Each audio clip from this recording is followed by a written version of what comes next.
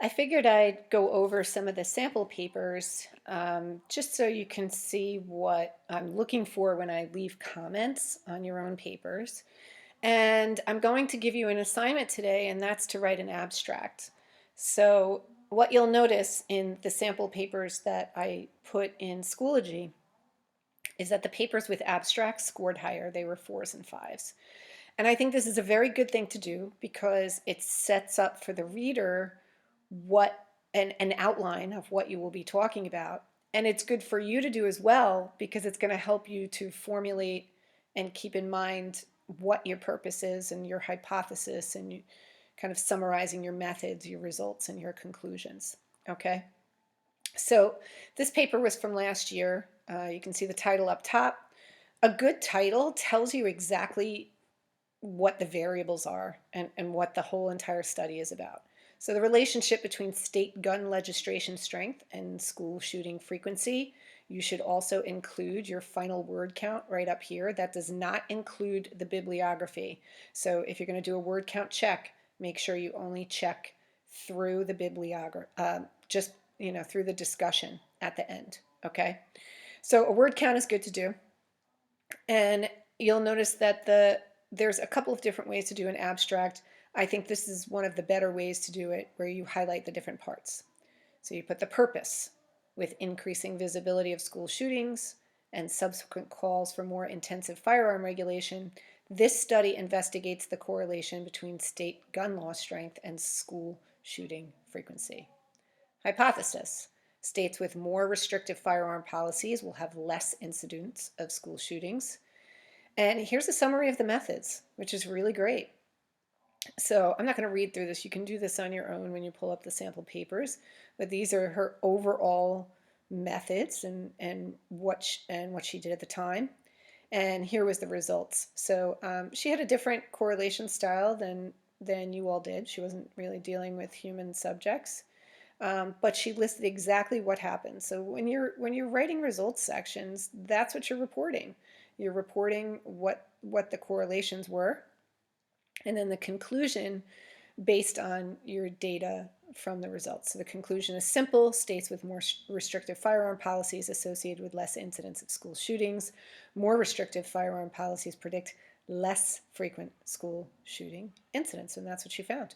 So this writing an abstract can be super helpful for you to frame your results and your discussion sections, which I'll show you in a minute. Okay, so I'm going to pull this down for now. Here's another abstract, and again, you can see the word count on the top here, the title in the form of the research question, and everything's bolded here. So here's the purpose, here's the hypothesis, here's the method, here's the results, here's the conclusion.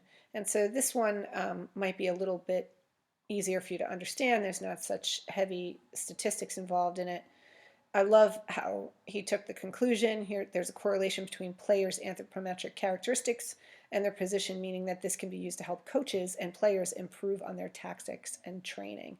So after he reported the results super simply in the abstract here, he's saying what the overall conclusion is and what the implication for that is. And that really set up his discussion really well. This paper was a 4. Okay, so you can see the abstracts are super short. They're basically 200 to 300 words tops. So short and sweet, just what the purpose is, hypothesis, method, results, and overarching conclusions. All right, so I think I could probably show you another one. This is from a paper that I wrote, and I don't expect you to write on the level that I do. I can put this up for you if you want to take a look at it as well. It was a mixed method study, and you can see how I wrote my abstract here. This was a little bit longer, so I'll come back to that in a minute. But you can see the 3 different styles. I really do prefer if you have the highlighted styles like this one, sorry, in here, okay, where it's bolded. I think it'll make it super simple for you. So that's what actually I'm going to have you do today, which will be due by 11:59 p.m. on Friday. It should help set you up. Okay, so what I want to do is kind of go through some different things to show you what's good about them and how the paper is organized. For those of you that did a great job on your method section, I let you know that. For those of you that got some comments that say you need some work, you need some work. So you can see here's the methods here. And notice, like, it's not just a table. There's like, there's a whole plan here. The goal of the methods section is that you're showing a replicable method that somebody can come in and completely redo what you did. And so there needs to be text for that. It needs to be an explanation. And so you can see this was started off with a research question just to put it into context, and boom, the hypothesis right after that. Also, note the third sentence. The reason for this topic of study is to find a way to improve players' training and help coaches with scouting and training, setting up the rationale. So these first three sentences are basically what everybody should have in their methods section. You can certainly start off with your research question, put your hypothesis, put the reason. It's going to establish the rationale, which he continues here. The study of these characteristics can be beneficial, as has been shown in prior research, right? Connecting back to the literature review, here's the gap, but not enough research has been conducted on adolescents. So the whole start of this method section to provide the rationale was excellent. Underneath, you find the data and the research plan, talking about the participant characteristics first, how things were collected, why that data was important to look at, how it was conducted, what was done after the data was collected, how we calculated BMI, and then ran the Pearson correlation tests. And it's stating what those correlations we're looking for to compare the data to see if there's any significance between the variables and explain what that significance means. This will help us to understand the data better and make it easier if we were answering the main research questions. This is something that you all need to include, the anticipated challenges and ethics of safety. So getting enough participants to participate because it's voluntary is an issue. And you also have to report that the data will not be used for other experiments, that the subjects will be informed on the risk, that the study is voluntary, and everything's going to be kept de-identified. So that's really important. So that's all listed here. And there, you can also see that there's a limitation listed here as well. Also, self-report may be accurate sometimes as players might overestimate or underestimate the height and weight. So this is a very good replicable method. It's not a 5. This was a 4 paper, but at least it establishes the context of what was to be done in the study. Okay, so for many of you, I put for your results, you have to kind of start out with something. You can't just put the table here. So you need to describe what's coming up. And that occurred here first with some of the coding that was used in the survey from smallest to largest. So you can see how that was done. Here's the table of the descriptive characteristics. Instead of listing all the ethnicities in text, much simpler in a nice, neat table. And then here is the results of the correlations. Okay, so you can report yours just like this as well. Just remember, you don't have an R, you have a row. I didn't have anybody doing Pearson R correlations this year. And then once these are reported here, you can see the correlations shown in the table, and this is what the table should look like. So when formatting the table, it's actually easier to do it in Word, as I showed you. If you did not watch that particular video, you can go back into that other folder, take a screenshot, and then import it in, right? So you can see what the variables are right here, and then what each of the correlations are underneath. So wherever this line is, right, this is 1 and this is 1, that's 100% correlation, 2 and 2. So your table should look like that as well. This should be coming all down, and you have to have values that fill the rest of this. Okay. He did some other testing as well, so that's how you would report a t-test. So as you can see, the results section here is just reporting the results of the descriptive statistics. You know, if you have your participant characteristics in your methods, that's also fine. And then the discussion conclusions comes afterwards. And I really do like the first couple of sentences. This research study answered the question. Here it is again. It sets the tone for the reader. The major finding was the significant correlation between height and position and the paired t-tests between them. The reason this is important is because it shows that two factors affect each other and that the body blah, blah, blah, blah. Okay, so it's stating exactly what was found, what the relationships were, how it helps for players' position, because this is showing implications, and that's what you should be doing in your discussion sections. Okay, limitations need to be in there. Another limitation, and then further research is how you finish. And then finally, conclusions down here on the bottom, an overarching conclusion. And just so you can see what the appendix looks like, this is where the survey actually was. And for those of you that did surveys, you'll copy your survey right into the appendix, okay? So it's much neater, and that works pretty well. All right, so that's one example.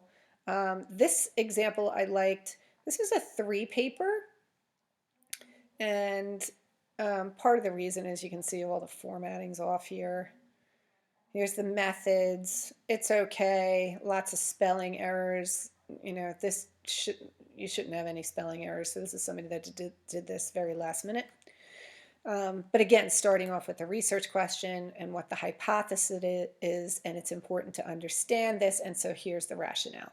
Okay, so like your first few sentences of your method section should have that: research question, hypothesis, rationale. All right, then when you come down to the results, you can see the results are reported in frequencies, which was fine, and many of you have something similar. You can report that way. The correlations were here. I wasn't a huge fan of this table. I don't think it's formatted correctly, and I think it's really hard to see. Using this instead of how I have you writing it on the side, a little too confusing. And the rest of this on top didn't need to be there, but if you wait to the last minute to do all your stuff, you know, ends up looking crappy like that. Okay, so here's the discussion. But what was good was the findings section. The most important finding was the correlation between when I miss out on plans, it bothers me, and I fear my friends have more rewarding experiences with me, and this was the correlation. This strong correlation shows throughout the survey. A high percentage of people who stated they gave a ranking to being bothered by missing out on plans with friends also gave a low ranking and having a fear of friends and having fun without them. This is a vital, should say vital, finding, because it shows that while they are bothered by missing on plans with friends, it is less about not having experience with friends, but more that they don't want to make way from their friends. So, you know, ultimately the grammar is terrible, and but she did manage to actually get the findings out in a way that's you could still understand what happened with the study. Okay, so I like this too as well, relation to other studies. And I think I mentioned this for several of you. The findings of this survey corroborate information found in previous studies. And so like tying it back to your literature review is on the higher level. So instead of this, you know, paper ending up with a 2 because of the grammar, because that's only 1 point, because there's a clear replicable method, because the findings are new, you're showing something new, a new understanding, plus relating it back to previous studies, identifies the gap. Here's the limitations and an overarching conclusion. Okay, so that's really what you're doing. We can take a look at another one here in this discussion section. This is more of a scientific paper. This was a 5 paper, but at least you can see in the discussion how the results of the study have shown collection sites yielded more phenotypic differences in sequence variation in species, while the ants from sites 1 and 2 had little to no biodiversity at all, right? So that was one of the main findings. This data may indicate, right? So that's showing the interpretation of the data underneath, and that's what makes a discussion section different, okay? I can show you on my paper. Let me just scroll down. The research context in this paper is my methods, where I'm describing the subjects. how the data was collected. Surveys were completed how, right? So I know I put that in several of yours. How were they completed? This was mine. You use Google Forms, you need to state it. And participants were assured that their responses would be kept confidential. That's showing the ethics of it. I chose to do a table to show the different majors. Here's my methods, right? Here's the research design, very short and sweet, right? But it's telling you what my method was, who I studied, what the survey measured. This survey measured reasons for, right? I'm listing my variables. So like you don't need to list every single question in your survey. Just list the variables and it makes it much more succinct. All right, and then how the data was analyzed, and you can see here, descriptive statistics, frequencies, means, standard deviations were calculated from survey items, and I used Pearson product moment correlation to determine the strength and direction of linear relationships between feelings of academic success and social integration, my variables. Qualitative response data were analyzed through coding techniques to elicit key thematic elements. And you can see how I coded that out. And here's my results. So quantitative results first, right? And just note, you introduce what people are going to be seeing in the table, right? Reasons for majoring. So in each one of those cases, I'm reporting what was there.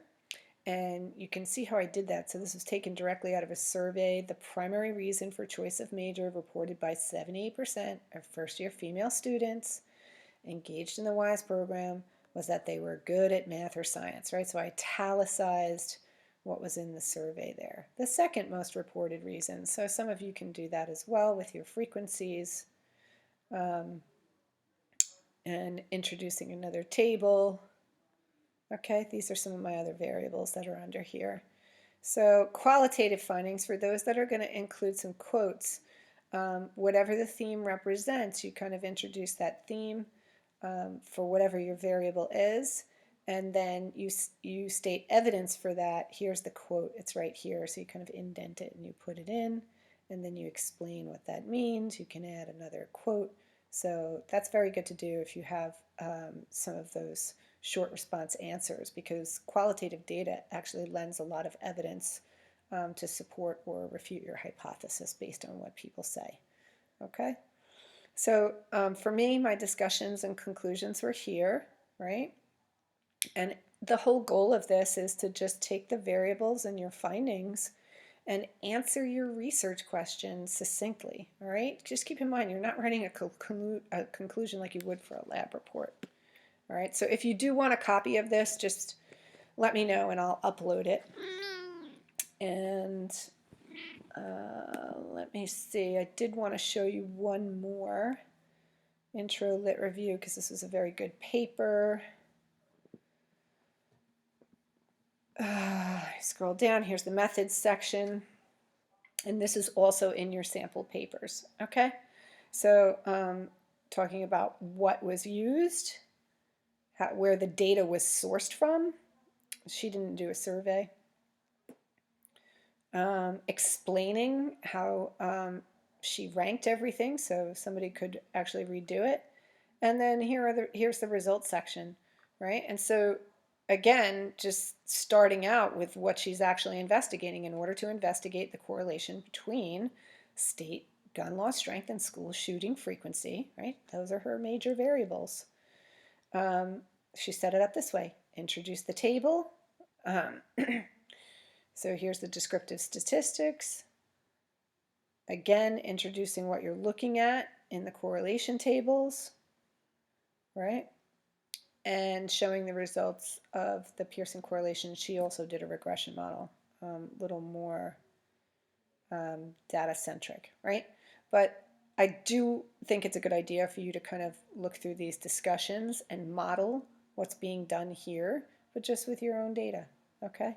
And I think you'll do really well. From some of the ones that I've seen so far, doing a good job, but as always, we can revise and make it the best that we can because we have the time to do so, okay? So if you have any questions about this, certainly ask me. You can do that by highlighting things on your own paper and leaving a comment. or you can leave a comment underneath this assignment, and I'll be happy to answer those questions. All right, so just to recap, what you're going to have to do is write an abstract, and I think this will really help you take your paper, put it all together, and set a framework for your methods, your results, and your conclusions. All right, so set it up just like this. Purpose, hypothesis, methods, result, overarching conclusion. Okay? All right, so I'll be looking for that, and I'll have those grades back to you by Monday of next week, and then we'll go from there. Okay? All right. Later, everybody.